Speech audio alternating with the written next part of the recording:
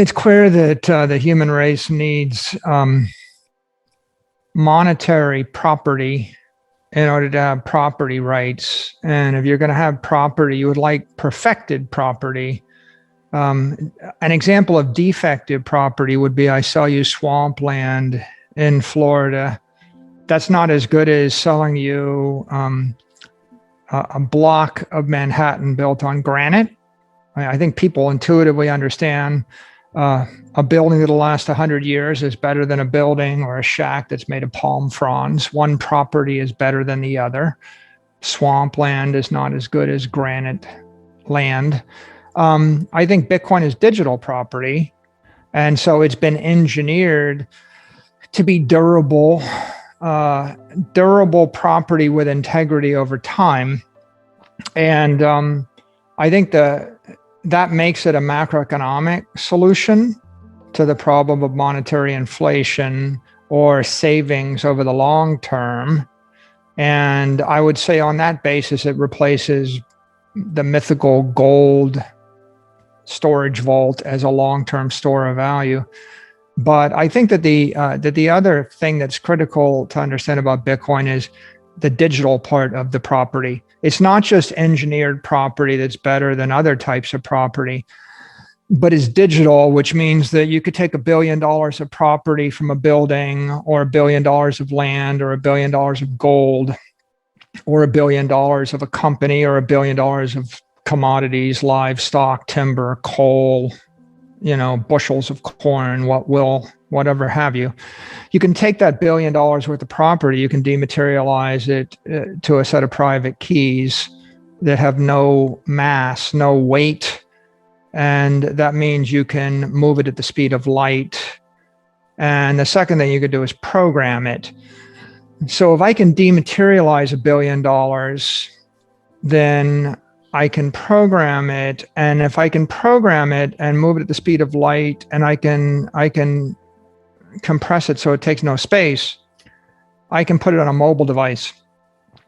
And this is pretty much the most powerful idea of the 21st century, which is every great company, Facebook, Apple, Amazon, Google, they've all become $1 trillion assets because they digitize or digitally transform some part of our economy, be it digital relationships or digital photos or digital books or digital maps.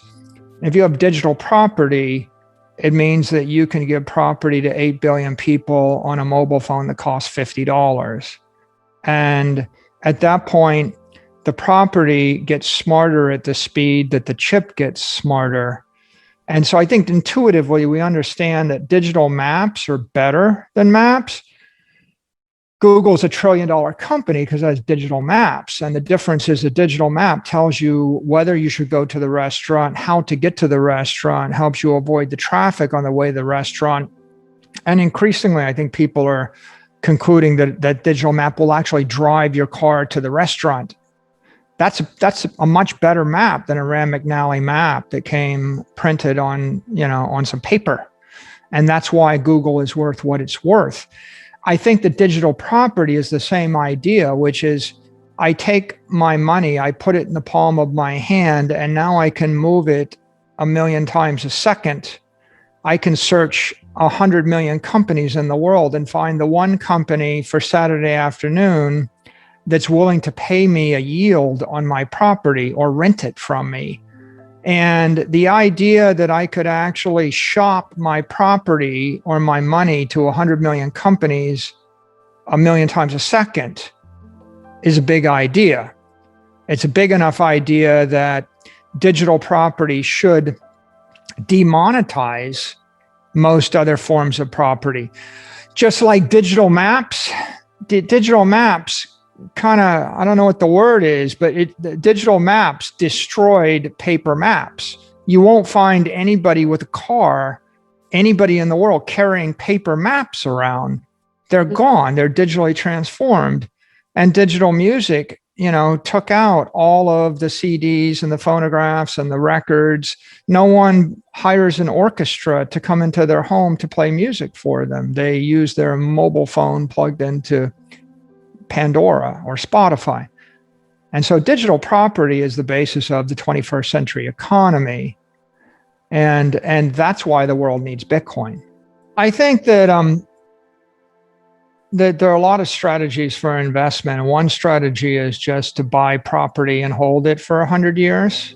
Mm-hmm. That's like the equivalent of like buying all the land in New York City and just holding the land and being a landlord. I think there are other business strategies like renting, like generating yield, trading it, developing it, building buildings on it, building companies in the buildings on it, becoming investment bankers, buying and selling the companies in the buildings on the land. All of these are different things you can do. MicroStrategy's strategy is just to buy it and to hold it. That primarily is because of of the accounting, the tax, and the corporate governance issues that we face. That it's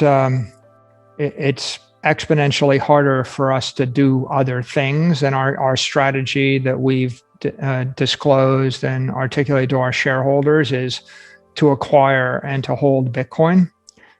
But I've no doubt other companies and other investors will do more things than just buy and hold. Where do you see Bitcoin going in the second half of the year? Do you have any thoughts on that? Well, it's difficult to predict near term, and our strategy is a decade-long strategy, which is just to buy it when we have free cash flows and hold it. And so we've just consistently been acquiring Bitcoin month by month, quarter by quarter, and expect to continue to do it. My general view of the fundamentals of Bitcoin is they've dramatically improved over the last 12 months and even over the last 6 months. I think institutional adoption has improved. I think that the Bitcoin mining sector has matured. I think there's a lot of institutional capital that has been flowing into Bitcoin, has continued to flow into Bitcoin.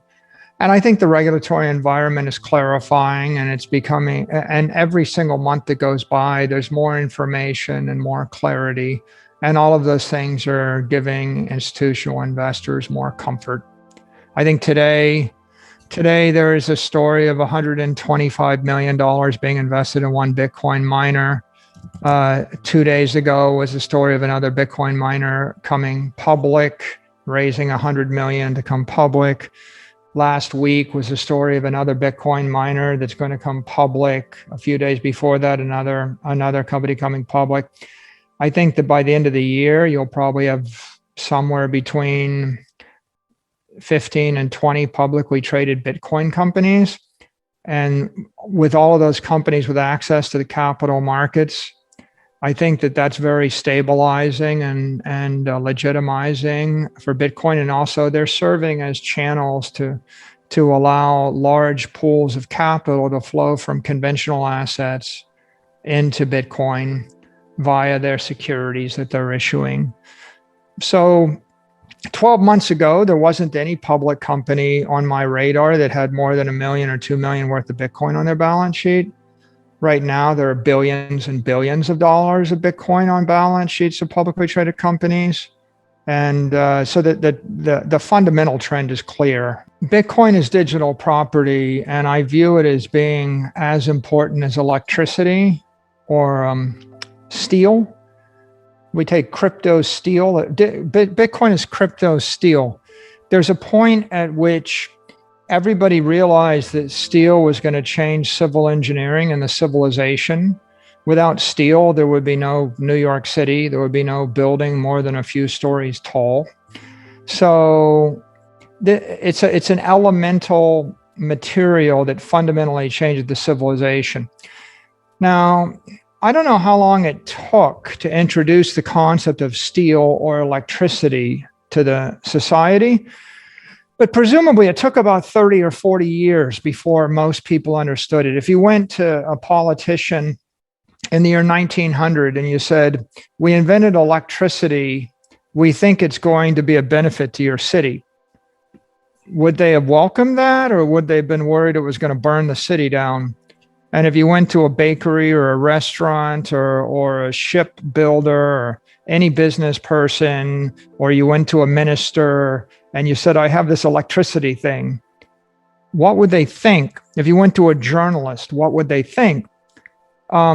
It takes 1,000 hours to really understand this well. It takes 100 hours to understand it not well. And in 10 hours, you get confused a little bit. And after 10,000 hours, maybe you master it.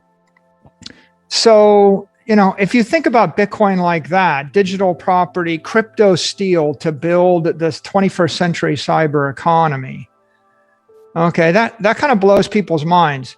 Now, we're living in year 2 of institutional adoption of Bitcoin. As I was saying, a year ago, you couldn't find a single public company with $1 million or $2 million of Bitcoin on their balance sheet. So in the past 12 months, CFOs and CEOs and journalists and politicians and senators and mayors and governors and presidents are all being asked to have an opinion on Bitcoin. And it's like showing up a year after inventing steel and saying, I have this new thing. But by the way, steel ships are so much better than every other ship. They obsolesced all other ships. And steel buildings are so much better. They obsolesced everything we knew about architecture for 1,000 years. They had to throw it all away. It was literally a paradigm shift.